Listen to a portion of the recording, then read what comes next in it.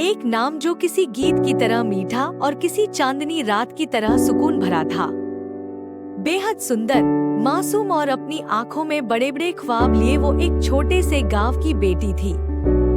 उसका परिवार बेहद गरीब था। पिता का साया बचपन में ही उठ गया था और माँ एक स्कूल में खाना बनाकर घर चलाती थी। पायल ने जैसे तैसे करके शहर के एक कॉलेज में दाखिला लिया। वहाँ की चमक दमक उसके लिए नई थी, लेकिन उसने पढ़ाई में खुद को झोंक दिया और यहीं उसकी जिंदगी ने एक नया रंग लिया। उसे आज भी वह दिन अच्छी तरह याद था जब उसने पहली बार सर आरव को देखा था। उसे लगा जैसे उसका दिल धड़कना ही भूल गया हो। अरे, क्या देख रही हो उन्हें? वो सर आरव है। तुम भी फ्लैट हो गई? हर लड़की का यही हाल होता है सर आरव को देखकर। सीमा के टोकने पर वह शर्मिंदा होकर आगे बढ़ गई थी। और यह पहली बार तक सीमित नहीं रहा। जब भी आरव सर उसके सामने आते, उसका यही हाल होता। उसे समझ नहीं आ रहा था कि वह इस जज्बे को क्या नाम दे। शायद मोहब्बत? उसका दिल यह समझने को तैयार ही नहीं था। पढ़ाई के साथ साथ सर आरव हर स्टूडेंट की तकलीफ को महसूस करते थे। वह पायल से भी बहुत ही खुशमिजाजी से मिलते थे। पायल को न जाने क्यों पहली ही क्लास से उनका अंदाज भा गया और फिर धीरे धीरे एक मासूम सा इश्क दिल में उतर गया।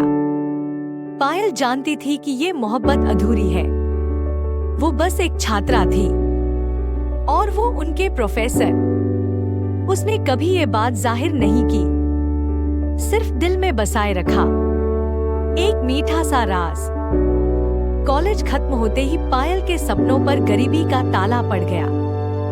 माँ के लिए उसकी शादी ही सबसे बड़ी जिम्मेदारी थी और फिर बिना उसकी मर्जी के उसकी शादी कर दी गई। एक जुआरी, शराबी और बेरोजगार आदमी से जिसका नाम था रिंकू। रिंकू हर रोज शराब पीता, उसे मारता, ताने देता। पायल की जिंदगी एक नरक बन गई थी।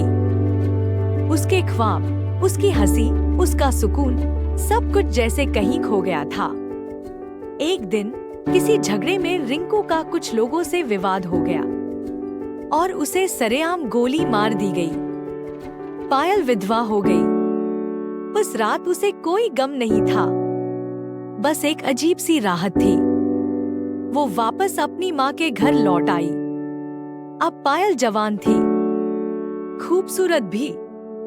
गांव में उसके लिए फिर से रिश्ते आने लगे, लेकिन वो अब शादी के नाम से ही डर जाती थी। उसने कसम खा ली थी, अब वो दोबारा किसी बंधन में नहीं बंधेगी। उसने खुद को समाज सेवा में लगा लिया। वो गांव की लड़कियों को पढ़ाने लगी, माँ के साथ खाना बनवाने लगी। हर कोई उसके काम की तारीफ करता। लेकिन एक दिन उसकी माँ ने कहा, पायल, एक रिश्ता आया है, तुम खुद देख लो। लड़का तुम्हें जानता है। पायल ने हैरानी से पूछा, कौन? और माँ ने जो तस्वीर उसके हाथ में दी, उसे देखकर पायल के पैरों तले जमीन खिसक गई। वो प्रोफेसर आरव की तस्वीर थी। उसका पहला प्यार, उसकी अधूरी मोहब्बत। पायल की आंखें नम हो गईं। माँ ने बताया कि प्रोफेसर आरव की पत्नी की मृत्यु हो चुकी है। उनका एक छोटा सा बेटा है और अब वो दोबारा शादी करना चाहते हैं। और उन्होंने खुद पायल का नाम सुझाया था। पायल का दिल कांप उठा। क्या वाकई किस्मत उसे वापस वहीं लाकर खड़ा कर रही है जहां से सब शुरू हुआ था? वो प्रोफेसर आरव से मिलने गई। वो अब भी वैसे ही सजीले और संजीदा थे। उन्होंने कहा, मुझे नहीं पता कि तुम मेरे बारे में क्या सोचती हो, लेकिन मैं कॉलेज के दिनों से जब से तुम्हें देखा था, पता नहीं तुम्हारे लिए मेरे दिल में एक अलग सी फीलिंग होने लगी थी। लेकिन मैंने अपने दिल की नहीं सुनी, क्योंकि शायद तुम मेरी स्टूडेंट थी। लेकिन आज हम दोनों एक ही मुश्किल से गुजरे हैं। तुम्हें भी सहारे की जरूरत है और मुझे भी। शायद कुदरत को यही मंजूर था। पायल को लगा जैसे वह उसकी ही बात कह रहे हो। उसके दिल में खुशियों का समंदर ठाठे मारने लगा और उसने हाँक कर दी। पायल, उन्होंने कहा, मुझे नहीं पता तुमने अब तक क्या झेला है, लेकिन मैंने तुम्हारी आंखों में हमेशा कुछ देखा था, सच्चाई और अपनापन। आज अगर तुम चाहो तो मैं चाहता हूँ कि तुम मेरी जिंदगी में फिर से रंग भर दो और मेरे बेटे की माँ बनो।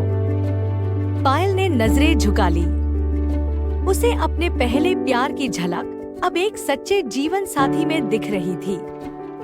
पायल और आरव की शादी बहुत ही सादगी से हुई। गांव के लोग खुश थे। पायल का बेटा उसे माँ कहने लगा। वह घर अब फिर से एक हंसता खेलता आंगन बन गया था। पायल हर पल ऊपर वाले का शुक्रगुजार थी कि उसने उसकी जिंदगी को फिर से खुशियों से भर दिया था। आज उसकी जिंदगी में फिर से बहार थी, हंसी थी, मोहब्बत थी और सबसे बड़ी बात, सुकून था। नक्श थे हाथ की लकीरों पर, दस्तरस से मगर परे तुम थे। हमने जिस राह का इंतखाब किया, उसके हर मोड़ पर खड़े तुम थे।